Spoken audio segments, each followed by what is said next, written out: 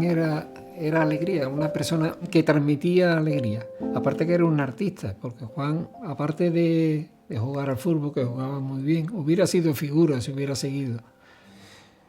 Yo me he castigado pensando detenidamente en él y me ha causado siempre un impacto cuando estoy en la cama, momentos que he estado solo viviendo en celda y estoy en la cama y me despierto y me acuerdo de eso, digo, ¿cómo no? Sino que lo he hecho. De verdad que de esto ileso no voy a salir. Por una chaqueta matan a un joven de 19 años en la Feria de Abril. 2 jóvenes de 22 y 29 han sido detenidos por su relación con el asesinato. Es cierto que fui al juicio manteniendo de que yo no había hecho eso. Vale, entonces seguía de alguna manera no justificando la muerte de Juan, sino peor todavía, no reconociéndola. Llego al juicio intentando salvarme. Estar en libertad provisional con esa carga mental de saber que le has quitado la vida a una persona, es un secreto a voces, tener un juicio, eso fue los peores años de mi vida. Yo creo que ni la muerte de mi madre fue tan... no lo he pasado tan mal como cuando murió mi madre. No podía vivir con esa incertidumbre. Primero, porque no es ético quitarle la vida a una persona. Y solo quien hace una cosa como yo sabe lo que se siente.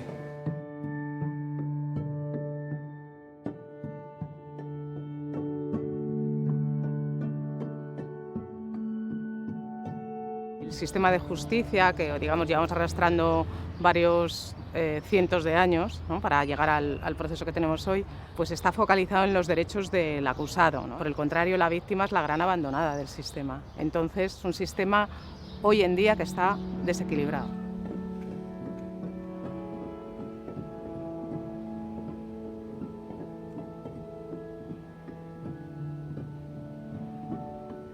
En el proceso penal tradicional, la víctima lo que sufre es una segunda victimización, y en cuanto al condenado, lo que produce en el condenado es un proceso de irresponsabilización. Aparte del proceso penal, el Código Penal y toda la respuesta que el sistema de justicia penal da y que tiene que seguir dando, hace falta que utilicemos otra herramienta, otros criterios, otro espacio diferente, otra forma y otro lenguaje distinto para resolver el conflicto humano que subyace debajo del delito y que nunca va a resolver el proceso penal ni el Código Penal.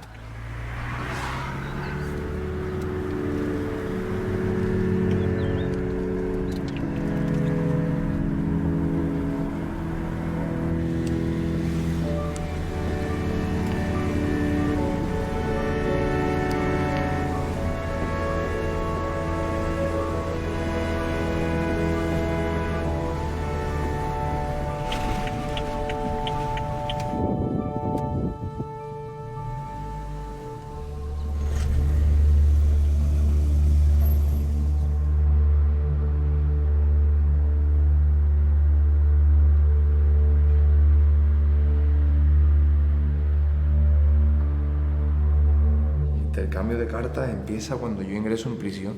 Me llega aquí sus 2 primeras cartas y ya comenzó esa relación complicada de relación a través de cartas.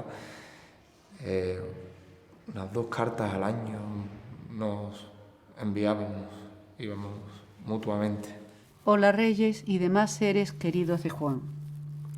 La verdad es que me resulta difícil de dirigirme a una familia a la que he causado tanto dolor. Deciros que el hecho de que ustedes y Juan me perdonen el dolor que he causado y se solidaricen conmigo es una sensación que no sé cómo describirla. También deciros que me encuentro a la disposición de ustedes para serviros en los que os haga falta. Mi evidente comprensión de que os pueda servir de algún consuelo mi estancia en prisión. En principio podíamos pensar que la víctima de cualquier delito lo que pide es venganza, tiene rencor, tiene odio, cuanto más castigo mejor, sobre todo en lo que me comentas, Pablo, de delitos graves, de delitos que llevan una trayectoria penitenciaria de cumplimiento de condena de muchos años, ¿no?, dentro de un propio establecimiento penitenciario. Y sin embargo no es así. La capacidad de perdón es muy infinita, es una cualidad humana, y el beneficio en romper ese vínculo víctima-victimario es importante. Infinidad de cuestiones, de interrogantes que están dentro de la víctima o de los familiares de la persona que quizás ya no está, y que de alguna manera las tortura, y simplemente la respuesta la pueden hallar en el victimario, en el infractor, en quien cometió el delito. Y en algunos casos estas dudas apuntan hacia ellas mismas y hacia su propia culpabilidad.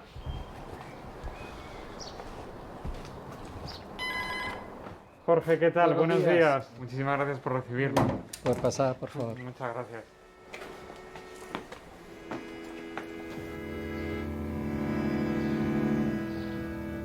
Cuando leí la carta que me mandó, yo me puse a llorar, porque digo, Dios mío, cuánto sufrimiento tuvo este chico, y cuántas personas que están hechas polvo y que nadie, y que las tratan como que son esto y son lo otro, y ponte en la historia. Es que nos tenemos que meter, esa sí es la empatía, es que nos tenemos que meter en lo que esa persona ha vivido. Los padres del fallecido, de alguna manera lo que querían era eso, ¿no? Era que honrara el nombre de su hijo fallecido con ese cambio de vida, con ese abandono de sustancias, de malas amistades, de conductas violentas, y que siguiera por ese camino, ¿no? Y yo le decía que nuestra conformidad no era que estuviese en la cárcel, aunque la justicia tiene que existir, pero que nuestra conformidad no es que esté él en la cárcel, y nuestra pretensión no es que él se pudra allí en la cárcel. Desde un primer momento, ellos, por su fidelidad a Dios, ya me estaban perdonando, y perdonaban el hecho de haberle quitado la vida a su hijo. El odio lo único que engendra es muerte. Aquí no somos superwoman, ni supermen, ni nada, ni héroes. No somos nada de eso. Es cierto que con ese principio de legalidad solamente se va a poder tomar en cuenta la opinión de las víctimas en la forma en que la ley lo permita. ¿Y cuál es esa forma? Pues posiblemente esa reparación del daño permitirá la aplicación del atenuante como muy cualificada, si las víctimas explican esto. También puede que se traduzca en algún tipo de norma de conducta. Más allá de esto, ¿qué se puede hacer? Bueno, pues yo creo que una petición de la víctima al juez explicando todo esto sí podría llevar a una petición, por ejemplo, de indulto por parte del propio órgano judicial.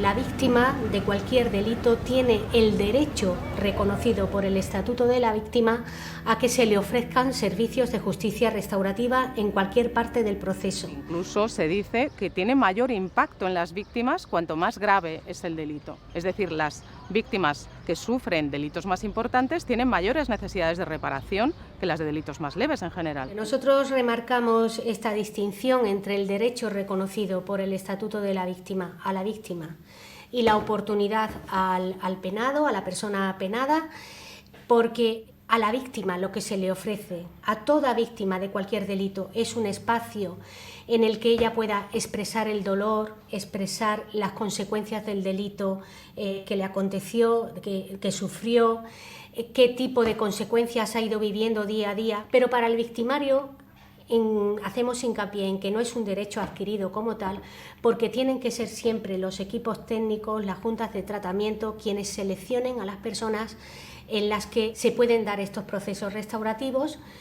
No queremos violentar a ninguna víctima. El sistema lo que tiene que contemplar es dar la posibilidad de que la persona que quiera lo pueda hacer, pero no obligar a nadie. Yo creo que es la situación ideal desde un punto de vista jurídico.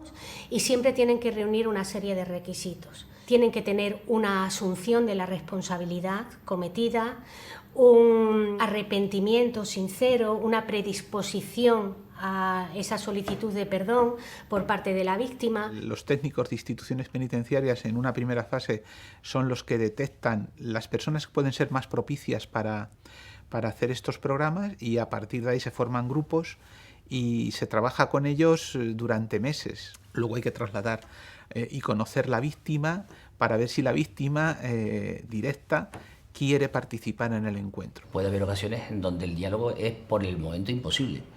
Pensemos que muchas veces las condenas de penas de prisión llevan penas de privación del derecho de comunicación. Hacemos una depuración previa, se advierte a instituciones penitenciarias estas circunstancias, verificamos la localización de las víctimas y se comisiona al servicio de atención a las víctimas para que entre en contacto telefónico con las víctimas, les expliquen que hay la posibilidad de participar en ese diálogo restaurativo, que no es una obligación, que es un derecho, que tienen tiempo para pensárselo y que, caso afirmativo, pues ya se va a comunicar a instituciones penitenciarias valga la expresión, el si quiero de la víctima.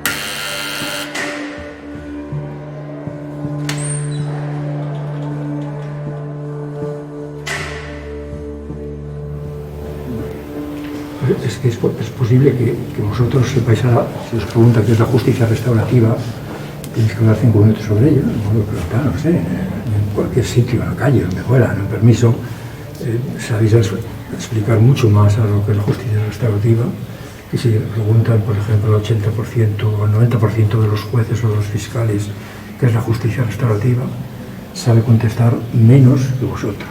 Si yo salgo con esa manera de pensar, en cualquier momento voy a saltar a la chispa. Además, yo estaba harto de decirlo, ¿no? Si yo no hago este programa, cualquiera sabe lo que hubiera pasado.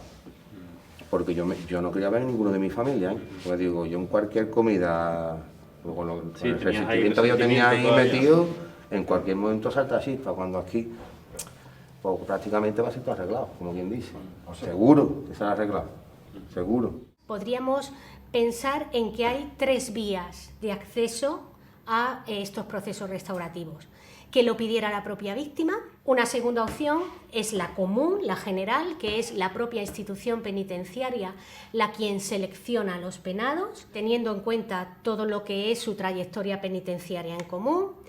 Y una tercera vía, pero que no es automática, sería a solicitud de la persona penada. Hay personas que dicen, a buenas horas, un encuentro restaurativo cuando ya ha terminado todo. Bueno, pues yo creo que vamos a ser capaces de ilustrar que realmente sí sirve después de la pena porque, insisto, la víctima necesita dejar de ser víctima. Y como nos dice toda la literatura existente, víctima y victimario están unidos por un vínculo terrible, ciertamente, pero para siempre. Posiblemente ese vínculo no lo vayan a romper nunca, pero necesitan resignificarlo en sus vidas. Es novedoso, estamos empezando, llevamos pocos años. Es verdad que tenemos experiencias, por ejemplo, en Sevilla.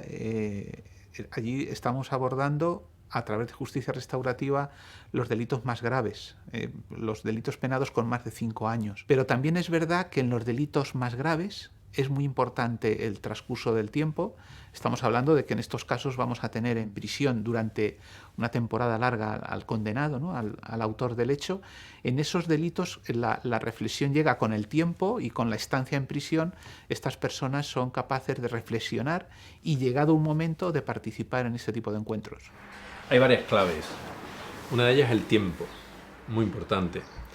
El tiempo, ¿por qué? Porque el tiempo está vinculado a la elaboración del duelo, ¿eh? La víctima no siempre va a estar en disposición de hacer este abordaje desde la mirada restaurativa, solo lo va a hacer cuando tenga avanzado el proceso de duelo, ¿no? Mira, también lo está pasando mal, que lo está pasando mal toda la familia, ¿sabes? Y yo lo primero que voy a hacer es ir a un psicólogo pero de cabeza. Y si puede venir, que venga también.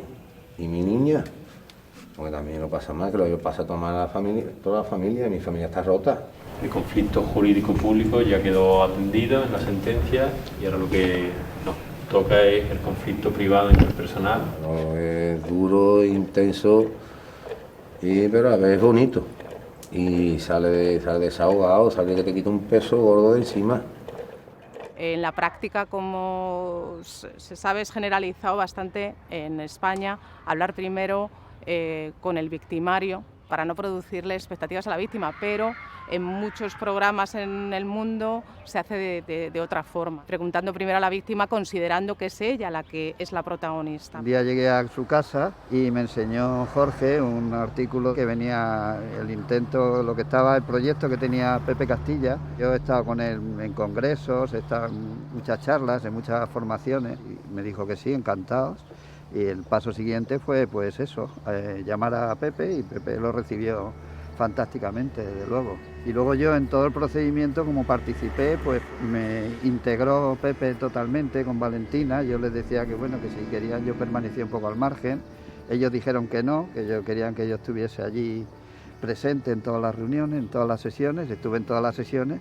Incluso estuve en la sesión también, en la última del encuentro con Jesús. Bueno, en este caso concreto sí que es verdad que es un poco excepcional, ¿no? Se dan ahí unas variables que no podríamos considerar que sea la generalidad. Pepe Castilla me dice, es que el trabajo no lo habéis dado hecho, porque en una mediación normal no se sabe cuánto tiempo puede durar, porque no es fácil. Hay que hacer posturas. Claro, pero como yo llevaba 7 años carteándome con él, ha sido una mediación que ellos... Prácticamente nosotros hemos estado 2 días, ¿no? En el programa hubo discrepancias, hubo discusiones, porque uno pensaba de que, vamos, fue un programa movido, pero que valió la pena. Valió la pena porque yo, escuchando los testimonios de cada uno, fueron 10 sesiones, 10 viernes, y escuchando los testimonios de cada interno, yo percibí sinceridad. Se desarrollaba un tipo de terapia, de concienciación sobre lo que había pasado, y cada vez que había un testimonio, pues prácticamente todo el tiempo de la sesión se dedicaba a hablar sobre esa persona, sobre el delito, sobre las víctimas, sobre valorar a qué altura de arrepentimiento había estado y de empatía hacia la víctima. Y entre todos, pues sacábamos nuestras opiniones y conclusiones. La primera condición que ponemos es que la justicia restaurativa automáticamente de entrada no supone ni puede suponer ningún beneficio penitenciario. Es verdad que los condenados que participan en este tipo de procesos y que lo llevan a buen fin y terminan con éxito el encuentro, su cambio personal y su evolución les permite luego poder ser candidatos a un mejor régimen penitenciario. Pero en principio el simple hecho de participar no genera ningún beneficio penitenciario. Tenemos que tener en cuenta 2 riesgos. Por una parte, la revictimización de la persona víctima, es decir, que hay que trabajar también con ella, que efectivamente todo el proceso restaurativo vaya a ser positivo, no le vaya a hacer más daño. Y otro riesgo, que es el de la instrumentalización buscando determinados intereses por parte de los victimarios. Todos habíamos firmado un contrato, por así decirlo, un documento en el que no teníamos interés de salir de permiso ni de buscar beneficios penitenciarios a través de eso, sino simplemente ir al encuentro, pedir perdón. Nosotros no trabajamos en sí con el delito, trabajamos con el daño causado y con el daño sufrido, con las personas que lo han causado y con las personas que lo han sufrido. Y no todas las personas que lo han causado y lo han sufrido aparecen en una sentencia judicial. Cómodo y complicado ha resultado afrontar este proceso sabiendo que vuestros otros 2 hijos no os apoyaban, que no estaban de acuerdo con lo que estabais haciendo. Claro, ellos piensan que Jesús, este muchacho, es quien le ha arrebatado a su hermano. Tienen humanamente razón, claro. Juanito con Moisés estaban bien y eso, pero sobre todo con Reina era uña y carne. A ella le han quitado lo más importante de su vida. Y claro, ellos no están, digamos, dispuestos a perdonar hoy por hoy, porque todavía tienen ese dolor que es superior al perdón. Es verdad que dentro de las mismas familias hay algunos que deciden dar el paso y participar en esto y hay otros que no. Hay una mirada diferente respecto a no tanto a qué pasó, sino a cómo tenemos que gestionar esto que pasó y esto que nos ha hecho tanto daño, ¿no? Por supuesto hay que respetar al máximo lo que cada víctima considere oportuno. Que yo creo que algún día, estoy seguro, que algún día lo van a ver, lo van a entender. A lo mejor ya no estamos nosotros aquí, pero lo van a entender.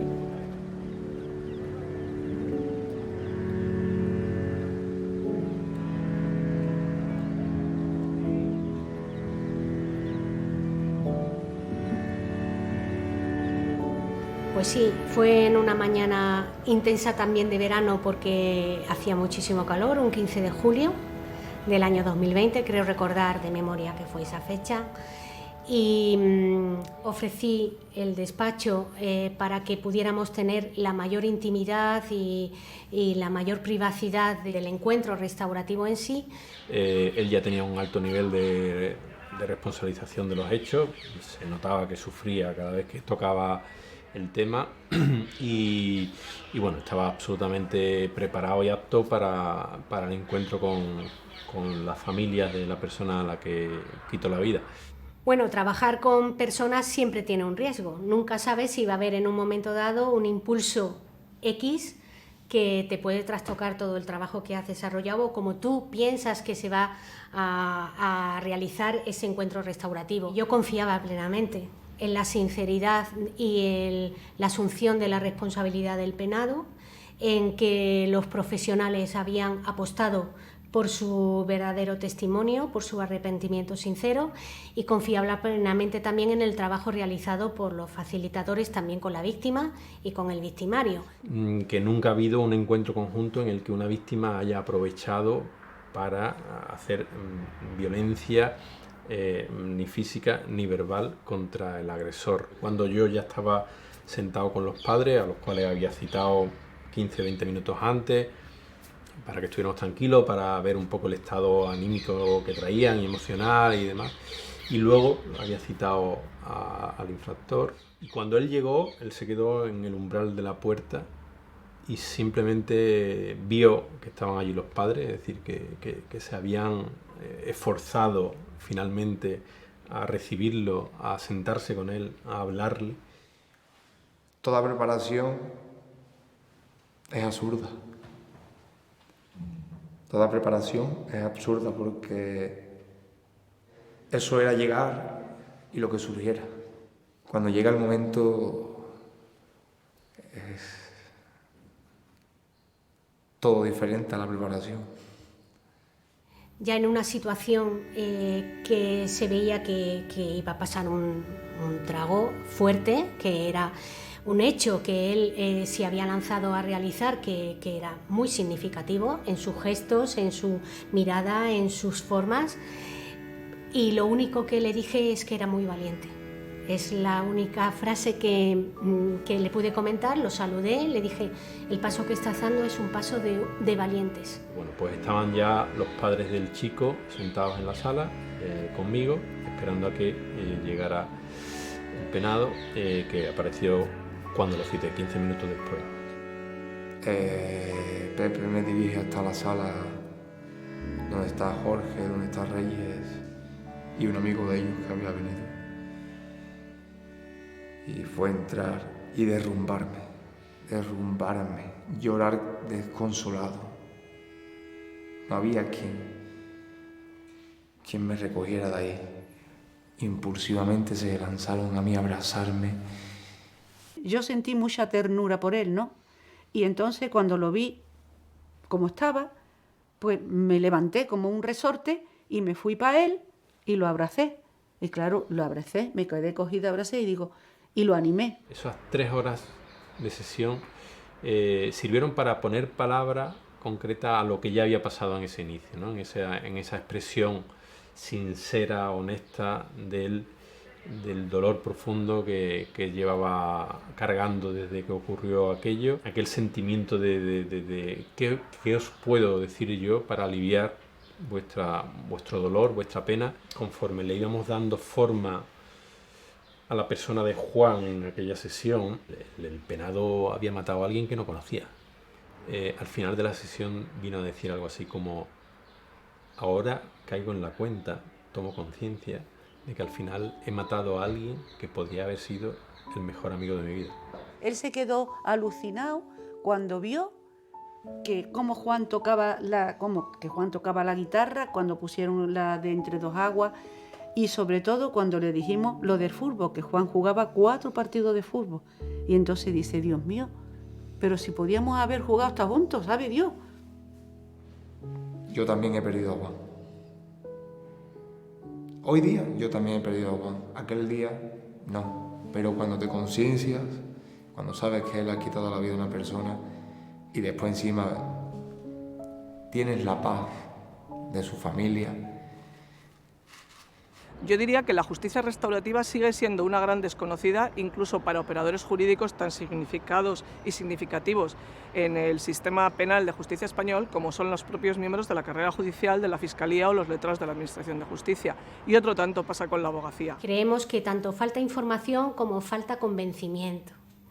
Información porque frente a lo que nuestros penados puedan ir ya conociendo y puedan ir accediendo a estos talleres, creemos que a nivel de calle y a nivel de otros agentes jurídicos pues no se conoce. A día de hoy la mayoría de las comunidades autónomas de nuestro país están incumpliendo el artículo 5 y 15 del Estatuto de la Víctima, que establece la obligación de tener servicios de justicia restaurativa en nuestro país. La situación ideal sería que el propio sistema, que la propia administración asumiera el coste, la organización de los mediadores, porque en este momento la situación que nosotros tenemos en instituciones penitenciarias es que nosotros, como somos juez y parte, nosotros con nuestros técnicos no podemos hacer justicia restaurativa. Necesitamos del apoyo de recursos externos, porque con nuestros propios profesionales no llegamos. ¿Por qué no hay muchas víctimas que pidan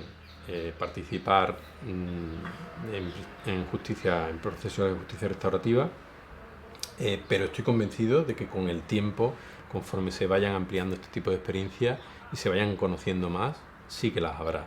Cuando eso ocurra, habrá muchas víctimas que sepan qué les puede aportar esto y habrá muchas víctimas que pidan, yo quiero sentarme con esta persona, ¿no? En ocasiones la ley tiene también una labor pedagógica y que posiblemente sea bueno hacer una ley adelantada a la propia forma de ver la vida por parte de la sociedad, hacer una gran labor de difusión, entre otras con la colaboración, por supuesto, de las universidades y que la ciudadanía vaya conociendo más y más que tiene este recurso. Sí que la experiencia nos va demostrando que aquellas que deciden participar en este proceso y que tienen la posibilidad de preguntar al ofensor, al infractor, al penado, cuestiones que no han salido y que no han podido ser respondidas antes, se sienten satisfechas en esas cuestiones, y el poder desactivar una culpa interior, te aseguro que cambia por completo la vida de las personas, ¿no? Ellos te han perdonado, Jesús. ¿Tú te has perdonado a ti mismo?